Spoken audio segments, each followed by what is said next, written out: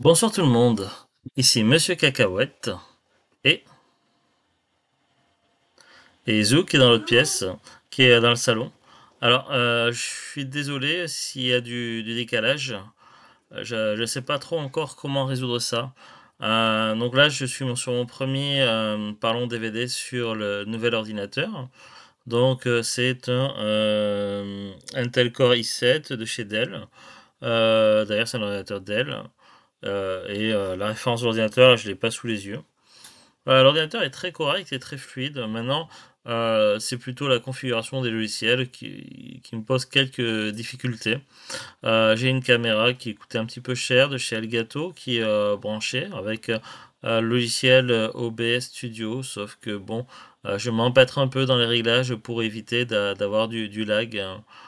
J'ai testé des configurations. Au niveau du format, le mieux apparemment c'est le MKV. Du coup, là, je serai sur du 60 FPS seulement. Je sais pas trop comment faire pour ne pas que ça lag par rapport au son décalage de l'image et de ma voix. Je teste différentes choses et je vois pas trop, à moins peut-être de repasser sur du 30 FPS à la limite, mais c'est un peu dommage quoi, de perdre tout ça. Bon. Je sais pas ce que vous en pensez, si c'est vraiment gênant ou pas.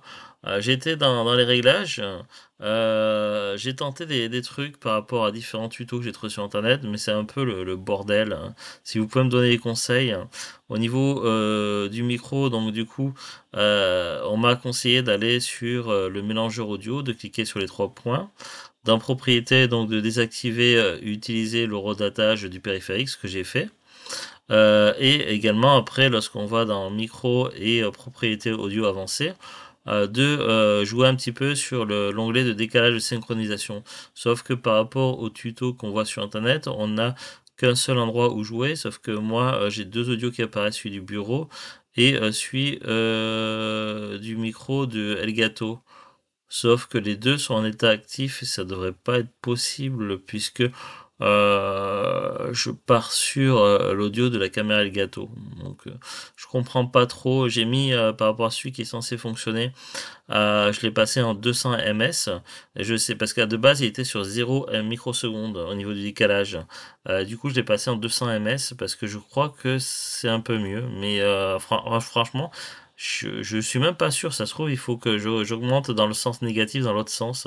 Si vous pouvez m'éclairer un petit peu, si je dois mettre plus de ms ou moins de ms pour régler le problème de synchronisation du son et de l'image. Donc je sais pas. Bref, on va revenir sur ce parlant DVD. Ce soir, avec mon fils, on a regardé un film avec Louis de Funès. Alors, c'était pas le personnage principal du film, mais il était quand même très présent. Un film que j'avais jamais vu, donc c'était une découverte pour moi. Un film un petit peu vieux en noir et blanc, mais ma foi très agréable. On a regardé finalement Légère et court vêtue, un film que j'avais acheté neuf. Il me semble, si je dis pas de bêtises, que je l'avais acheté sur Rakuten. Donc oui, j'ai quand même un fort décalage parce que c'est pas en instantané sur le retour image quand je bouge par exemple le bras, que je fais coucou. Donc je sais pas, je comprends pas. Bref, sur ce fil-là, donc il y a au niveau des acteurs Jean Paredes, Louis de Funès, Madeleine Lebeau et d'autres acteurs, avec également Jacqueline Pierreux. Au niveau de l'histoire, alors je vous montre quand même le boîtier, donc aux éditions René Château Vidéo. Et à l'intérieur, ça se présente comme ceci. Alors, léger et court vêtu, on pourrait imaginer que c'est un petit peu olé olé, mais non, c'est pas, ça n'a rien à voir, c'est pas du tout un film coquin, je vous rassure. C'est vraiment le genre de film avec mésaventures, quiproquos et retournements de situation où le film est vraiment très fort au niveau du scénario. Et c'est également un film avec Pierre, Paul et Jacques. Alors ça m'a beaucoup fait rire ça parce que c'était une expression qui était très souvent utilisée dans ma jeunesse, dans les années 80-90, mais on disait plutôt Pierre, Paul ou Jacques. Sauf que là, du coup, les trois personnages les plus présents à l'image s'appellent intégralement dans le film. Il y en a un qui s'appelle Pierre. Pierre, c'est le rôle du gars qui veut être l'amant de Jacqueline, mais en fait, non, il n'y arrive pas, c'est juste un dindon de la farce. Jacques, c'est le mari de base qui est avocat donc de Jacqueline. Et puis, il y a également Jean. Donc, non, attends. Pierre, c'est celui qui veut être l'amant. Jacques, c'est le mari. Donc attends, Pierre, Jacques et Paul. Voilà, Paul, c'est celui qui est incarné par Louis de Funès et c'est le type qui cherche à rendre service à tout le monde pour gagner de l'argent et s'enrichir facilement. Bref, un petit rôle de sournois, donc, mais très évidemment bien joué par Louis de Funès. Finalement, au niveau de l'histoire, qu'est-ce qui se passe? L'histoire commence, au début, tout va bien. Donc, il y a un couple qui vit de leurs habitudes, leur petit train-train, aucun problème. D'ailleurs, l'épouse propose même s'il veut un café. Et lui, il est avocat, donc il est sur son cabinet de travail. Et puis, finalement, elle va partir pour un loisir. Je crois qu'il parle de tennis à un moment donné. Bref, tout va bien à ce moment-là.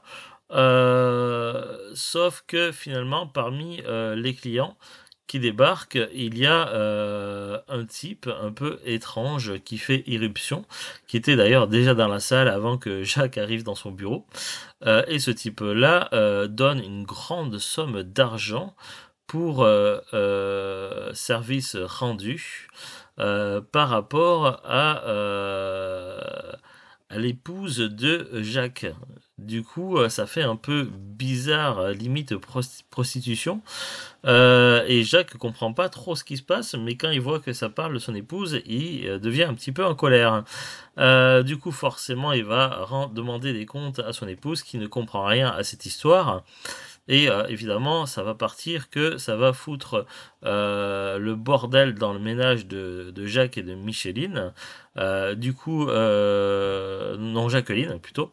Du coup, Jacqueline, l'épouse, elle va aller voir son ami qui veut être son amant, mais qu'elle voulait pas, donc Pierre. Et évidemment, donc après, l'histoire se complexifie, puisque Pierre avait également une amante qui est jouée par une dame, je sais plus comment elle s'appelle dans le film, qui est fort jalouse et également intéressée par l'argent. Et du coup, tout le monde va penser que, enfin, les gens ils vont s'imaginer plein de trucs, ça va foutre le bordel dans la vie de tout le monde cette affaire. Et pendant ce temps, attends, Jacques, Pierre, et pendant ce temps, Paul, incarné par Louis de Funès, lui, il en profite pour rendre des services à tout le monde, pour s'en mettre plein les poches. Et puis on a le sournois mystérieux qui est incarné par euh, pas Gideon, comment ça s'appelle déjà? Azou? J'ai un trou de mémoire sur le nom qu'on avait dit. Gaëtan, voilà. Gaëtan, Gaëtan qui joue le fauteur de trouble, lui pendant ce temps il va s'amuser un peu de toute cette situation et il va préparer ses mauvais coups, il va rire aux dépens des autres personnages et par moments il va aller jusqu'à molester et assommer certains personnages. Bref, au début, on ne comprend pas forcément trop ce qui se passe, c'est un peu le bazar, mais après, finalement, tout prend un sens. Et évidemment, la plupart des protagonistes principaux sont les dindons de la farce, et il s'avère que... Pourquoi je veux dire toujours Gaëtan, moi? La voix qui est là-bas, aide-moi, c'est pas Gaëtan, c'est... C'est Gaëtan, voilà. Voilà, et on va connaître à la fin de l'histoire évidemment le secret de Gaëtan et on va essayer de remettre un peu de l'ordre dans tout ça, sauf que évidemment ça va encore tourner en bourrique pour certains personnages. Bref, on est sur un genre de film qui fait beaucoup rire, avec des phrases quand même incroyables, des répliques absurde au possible. Et par moments, j'ai même pensé un petit peu à du Antoine Daniel avec What the Cut. Par exemple, les fameuses répliques, sauf une fois au chalet ou si c'est pour le travail. À un moment donné, vous savez, quand on fait la queue pour aller dans un service, à l'époque, c'était pour aller, je sais pas, moi, je sais plus dans quel service, mais dans certains services publics, il fallait faire la queue, prendre un ticket, attendre très longtemps. J'ai connu ça il y a longtemps. Bref, donc il y en a toujours des gens qui cherchent à resquiller, à doubler, et ça énerve. Et donc à un moment donné, donc il y a une dame qui double évidemment, qui va prendre la place d'autres personnages pour passer en priorité dans le cabinet d'avocat dans le début du film. Et du coup, quand quelqu'un lui fait remarquer qu'il est pas content, elle lui répond ça va, ça va.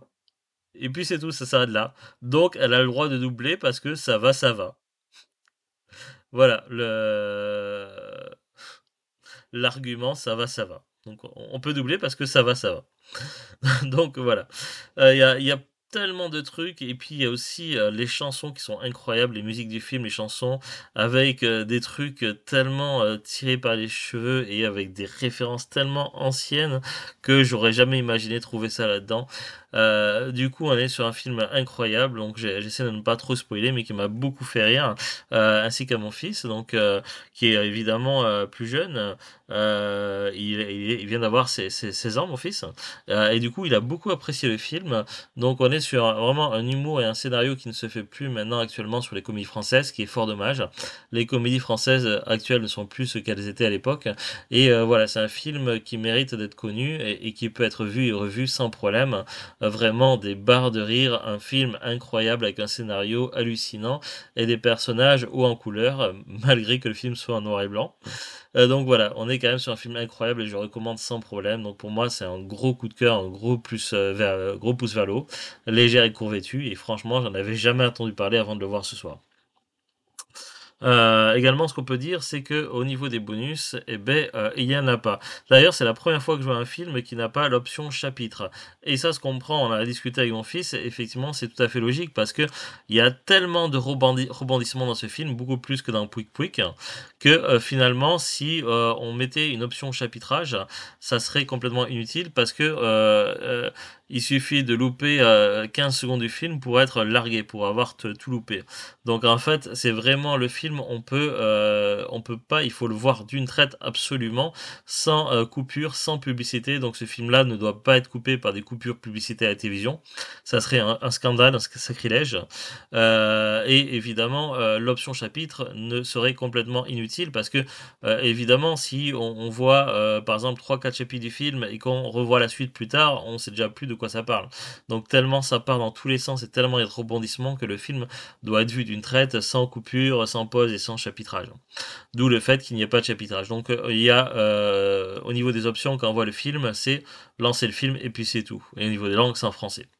On est sur du René Château Vidéo, donc je crois que c'est le premier René Château Vidéo que je vois en DVD. Après, évidemment, je connaissais bien l'éditeur pour avoir vu un certain nombre de VHS René Château Vidéo, mais c'était à l'époque des cassettes vidéo et c'était il y a longtemps. Donc en DVD, c'est vraiment le premier que je vois dans cette collection. Voilà, après on va lire quand même des petites infos derrière. Alors, le premier grand rôle de Louis de Funès aux côtés de Jean Paredes, de la pulpeuse Madeleine Lebeau et de Jacqueline Pierreux, la légère et court vêtue en question, quand un célèbre avocat reçoit la visite d'un inconnu qui prétend être l'amant de sa femme et qui l'engage pour la surveiller, un soi-disant détective interprété par Louis de Funès. Cela nous entraîne dans une série de quiproquos hilarants, une comédie au titre canaille et prometteur à découvrir. Il y a également la question d'un fou dans le film aussi. Et ça part vraiment dans tous les sens, mais des barres de rire. Sorti à Nice le 15 juillet 1953 au cinéma Cluny, au 68 avenue de la Victoire, en noir et blanc, 75 minutes. Et il y a également l'adresse du site René Château Vidéo. Images et son mono d'origine. On va regarder des petites infos sur Wikipédia, c'est parti. Et puis après, au niveau de la disponibilité des DVD. Alors, Légère et Courvêtue, c'est un film français réalisé par Jean Laviron, sorti en 1953. Bon, après le synopsis, l'avocat Jacques Vermorel reçoit la visite d'un inconnu, Gaëtan, qui lui apprend que sa femme Jacqueline lui a accordé ses faveurs. Jacques chasse son épouse qui se réfugie chez un de ses prétendants, Pierre. Ce dernier, qui s'apprêtait à épouser sa maîtresse Simone, rompt avec elle. Un prétendu détective duvernois, qui s'appelle également donc Jean, Pierre, Paul et Jean, quoi, engagé par Vermorel pour suivre sa femme, ne cesse de démêler, ou plutôt d'emmêler les fils de l'intrigue. Après bien des péripéties, deux infirmiers passent la camisole de force à Gaëtan et Duvernois, qui étaient deux fous échappés de l'asile. Ah ouais, en fait, à la base, il n'y avait pas un fou, mais deux fous. D'accord, donc dès le départ, il y a toujours eu deux fous. Moi, ça spoil quand même un petit peu le synopsis. Jacques et Jacqueline se réconcilient et Pierre épouse Simone. Le titre est une citation extraite de la fable La Fontaine, la laitière et le pot au lait. D'accord, donc c'est déjà une référence encore plus ancienne. Waouh. Euh, Titre légère et court vêtu. Bon, après, qu'est-ce qu'on a comme autre information intéressante? Euh, Tournage du 12 décembre 1952 au 8 janvier 1953 au studio France Studio de Saint-Maurice. Durée 88 minutes, genre comédie évidemment, sorti en France le 6 novembre 1953. Casting: Louis de Funès, Jean Paredes, Madeleine Lebeau, Jacqueline Pierreux, Jacques-Henri Duval, Pierre Détaille, Nicole Jonesco, Albert Rémy, Charles Bayard, Guy Henry, Verlore et d'Avril. Ah, les chanteurs de la chanson du générique. Ouais, la chanson du générique, elle est déjà extraordinaire aussi. Rôle dont les acteurs ne sont pas identifiés. Il y avait une cliente de l'avocat dans la salle d'attente, le chauffeur du taxi, le jeune couple qui s'embrasse dans le bar et les deux autres infirmiers. Autour du film, toute une partie de l'action est censée se dérouler rue Verniquet. Cette voie existe réellement dans le 17e arrondissement de Paris. Jacques Dinam n'apparaît pas dans les copies actuellement disponibles de ce film, qui est pourtant mentionné dans certains passages de ses filmographies. Ah, bon, ben voilà pour les petites infos. Donc il n'y a pas énormément d'infos sur Wikipédia parce que c'est un film qui est malheureusement un petit peu oublié et c'est dommage parce que ça doit faire partie des grands classiques du cinéma français. Et franchement, aucun des comédies récentes, des gros succès actuels en comédie française n'est au niveau de Légère et Courvêtue qui place la barre à un niveau mais incroyable.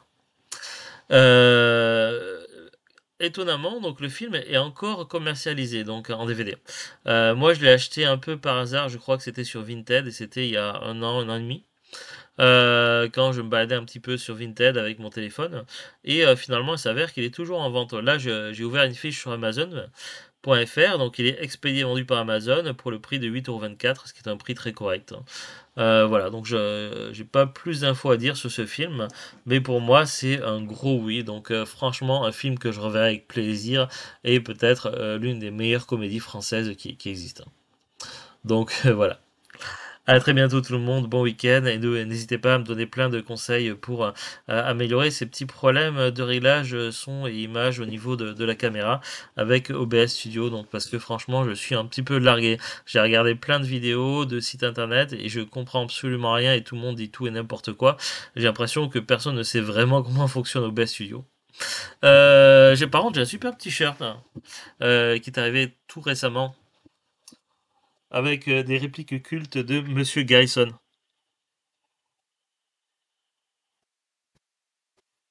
Allez, à très bientôt tout le monde. Salut tout le salut. Voilà, moi aussi je suis bugué. C'était Cacahuète. Au revoir. Au revoir.